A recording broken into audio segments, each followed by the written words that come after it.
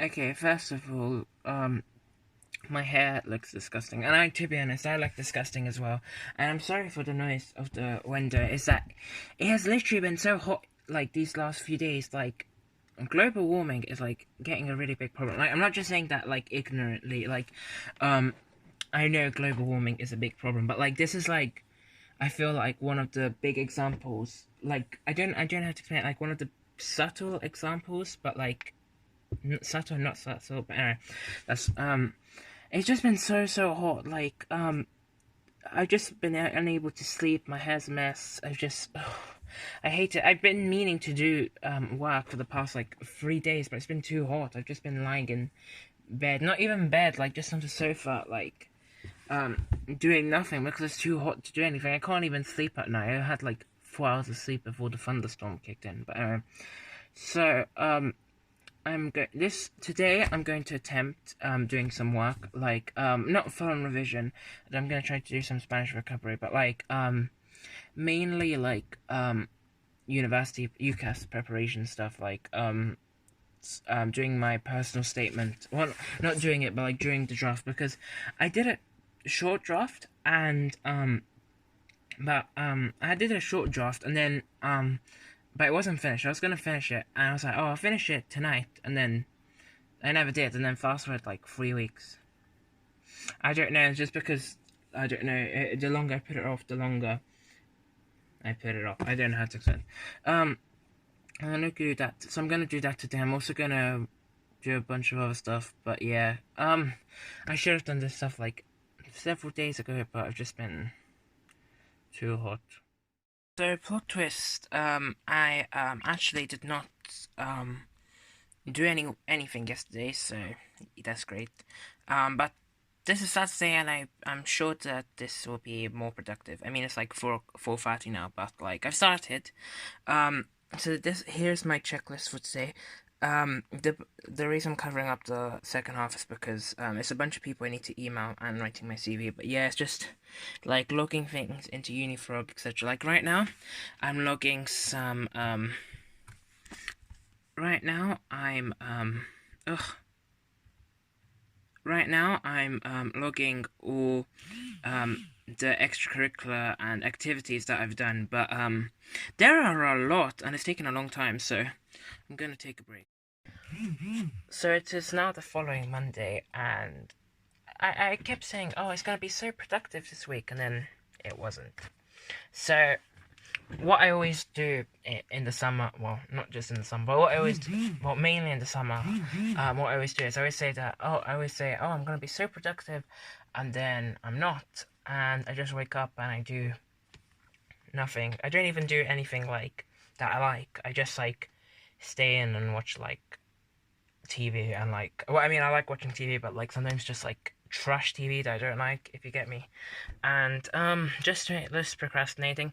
So what I've been starting to do is just write like instead of just checklist, because I wrote that checklist, but then I never really finished it. So now I kind of like plan my day, like what am I saying? Not plan my day, but like plan the week. Like for example, I just use this journal. Also, I really need to start on my extended project. Like, okay, it dawned to me yesterday that it's like now August, and like I'm not sure if this is just me, but every summer I'm like I feel like at the beginning of summer everyone's like, oh, we have infinite time, and then it kind of goes away. And now this is me. Like I've realized how much I have to do, like how much revision I have to do, and I've not even started my extended project yet. So, whoops, crap.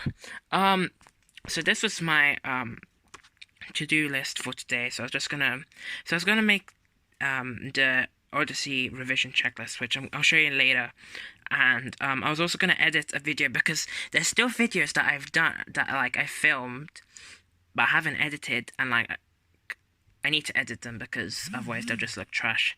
I also did Spanish vocabulary. I've been doing Spanish vocabulary a lot, and I also going to film another video for my other channel, and then I'm also going to do an hour of extended project, though who knows how that's going to turn out. And I'm also going to write 4 EastEnders letters, so let's see how that goes. So today, well, actually yesterday, but finally started my extended project. So, my extended project is comparing ancient theatre, like Greek tragedy, to modern day soap operas, and so I've been putting off my research for a while, but I started today. So I just was looking at an article and making some notes, and then I did a checklist of some more things to research, and I also I made this cute little. Well, I didn't make it, but like I got this cute little notebook. It's not little; it's like 200 pages, and poor environment. I made like a key, like this exclamation mark means to research more or to do. VIP means like a source because you need to write down all your sources, and like the arrow means like next step, like what to do next. And then I also wrote it down in my log. What I did is what I recommend for maybe an extended project or coursework or anything that requires you to have a bibliography of all your sources. Keep one and like add to it as you go along, because it's so much better than just it's so much better and saves you so much time and so much less stressful than going at the end and trying to think, oh, what sources did I use? Another thing that I started today, I haven't finished it, but I started making a checklist for the Odyssey. Because the Odyssey is one of the texts that I read in classics. I also read the Aeneid, and as well as three other plays and another paper.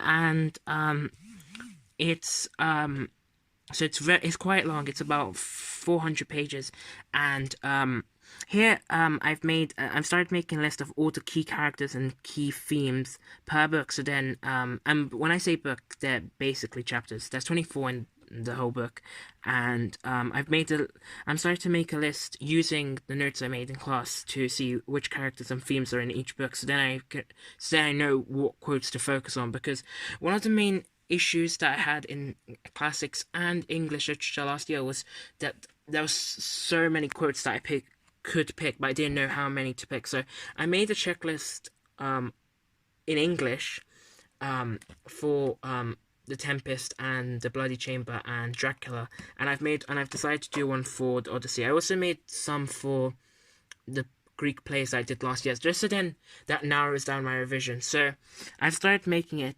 but I haven't finished. I'm going to continue it over the next few days, and then as you can see, it's like quite long and it's not finished. So I'm going to continue it over the next few days, like just using resources, and then I'll get my classics teacher I'll ask her if she can check over and see if I've missed anything.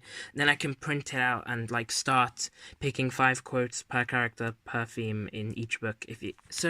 And this just saves so much time and stress, and I find it really helpful. I'm using this, it's the textbook, and I've also been. So can I just say, like, it's so weird. Like, I had my haircut like less than a month. Actually, no, now I'm like a month and a half ago. But like, my hair grows back really quickly, and actually today it doesn't look that bad. But like sometimes it gets really like puffy and it makes my head look really big. But today it doesn't actually look that bad, which is yay. Maybe it's a reward for doing work on my extended project. Oh my gosh, so my extended project is finally going somewhere. Like today, I started off by doing some like basic notes using my Greek theatre textbook. And I was comparing and I was just doing some ones. I was just talking about like Greek theatre in general. Like this was also nice. It was kind of like a tiny bit like revision. And then I just, whenever I found something that I could compare to soap operas, I just wrote it down. And then, so this is what I need to start doing. So I got this book. I got it from the library, but I'm going to buy it, like, from Amazon, so I can have my own copy and, like, highlight it, etc. This is, like, just a book, and it gives a lot of plays, like the synopsis and facts about them. And so I started researching this play called Helen by Euripides. And I was reading the plot, and I found so many things that I compared to soap operas. And what was nice is that when I did my project in year 10, I mainly compared it to British soap operas. But since then, I started watching American soap operas. And a lot of stuff here not only links to British, but also American. So I have that advantage that I didn't have in year 10 when I did it but not really as an extended project, but like as a kind of practice extended project. And so I just wrote down all the notes and anything that I can compare to modern soap operas, and it's just, I don't know, now I'm just really like, it's just made me passionate about it, and it just made me feel really good, and like I'm going somewhere and I'm not wasting this summer. And I just really liked like just how I can compare it. I might actually write it in my personal statement because yeah, I'm just in a really like much better mood because recently I've just not been doing anything, and I've just been considering whether to drop it because I just feel so overwhelmed because I have so much to do. But oh gosh, now like this is gonna help with my personal statement, and it's helping like my enthusiasm. So I'm in a good mood. We'll see how long that lasts, but yes, I'm very happy.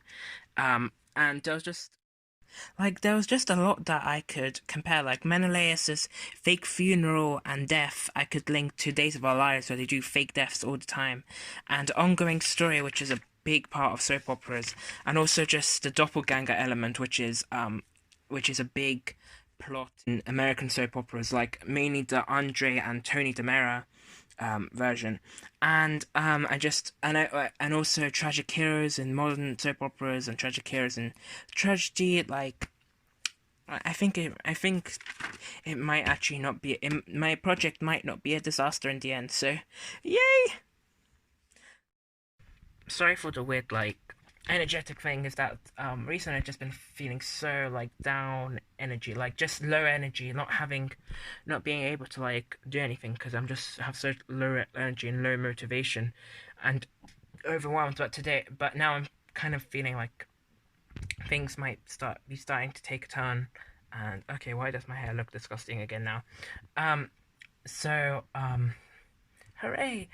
Like I've made a whole list of videos that I have to film, like for this channel, because I'm quite behind, and there's videos that I've been wanting to film for almost for a year, like some of them for a long time, and so I'm gonna film them now because yes, I'm not cringy right now. I'm gonna watch this in like a year and just like cry over how cringy I am. So I've started reading this book for English. So it's one of the well, it's not a book, it's a play. It's one of the texts that we study next year, and I've actually had this book since last summer. I was like, oh, I'm gonna read it, but then I didn't mainly because I wasn't 100% sure which school I was going to. So I was like, oh, I'll wait until I know. But I've started to read. So I've started reading this. To be honest, I really do not understand it. And then I've also started rereading The Tempest. Like, I just want to understand a bit better because we've gone through it, and like it's nice because when I first read it, I didn't understand, but now I understand more things. Now I can see the themes, I can see more about the characters, I can see quotes that I recognize, I feel so it feels kind of rewarding rereading it. And look at my bookmarks. Like for this, it's a list of Spanish like irregular verbs, or not irregular verbs, but like useful verbs. No, now I'm not sure what they are. I need to revise. And here is like a little post like revision thing about the Bloody Chamber. And I've also started reading this. Well, I was reading it before exams, but then I stopped, but now I started reading it again. So what I try to do is, I should read a bit more, but what I try to do is, I try to read 2 pages of each per night before going to bed. And I want to start rereading Dracula, the Bloody Chamber, the Odyssey, and the 3 plays we do for classics, so Bacchae, Oedipus. But I don't think I'll be able to. So I think when I finish these 2, I'll start. And this one, obviously, I'll start reading more. But it's quite a lot because not only do I try to read 2 pages of each from each text before going to bed, but I also have to practice Spanish, Italian, and Swedish on Duolingo. So, quite a lot. I probably will stop. As times get busier, I might do Italian less often and just focus on Spanish and Swedish because I don't want to let that go. But yeah. Also, look at this cute little notebook that I got. I found it at W. Smith, and it was cheap and quite cute, so I got it. So I thought I got it originally, so then I could use it to like plan my societies. To be honest, I might not use them that much. So this one I'm going to use to plan the LGBT club. So like here's a list of sessions that I'm planning, and then I don't know, I might use these for notes, etc. This one I'm going to use for languages club that I carry on with my friend, and this one I'm going to use for classics book club. So hopefully that will go. Hopefully it'll be helpful. I have a feeling that it might not get all used up, but oh well. So what's happening? Okay, the lighting's weird, so I'm gonna move over here. So it's A-level results day today, and yeah, there's been very mixed reactions. Like, a lot of my friends, were disappointed, and some of my friends were really happy. I'm really happy for them. I'm really proud of them all because A levels suck. Because what I really just don't like about A levels and GCSEs, and a few other qualifications as well, is that it's a competition. Like, it just sucks. Like, you could do great, but then everyone else could do better, and then I just find it really frustrating and unfair. Like for English literature. So I've always talked about how high the grade boundaries were, but people were saying to me, "Oh, don't worry, they're not going to get any higher." They did. Like, oh my god, they got so high, and I swear, if they get any higher next year, it's just ridiculous. Though, like, I don't know, and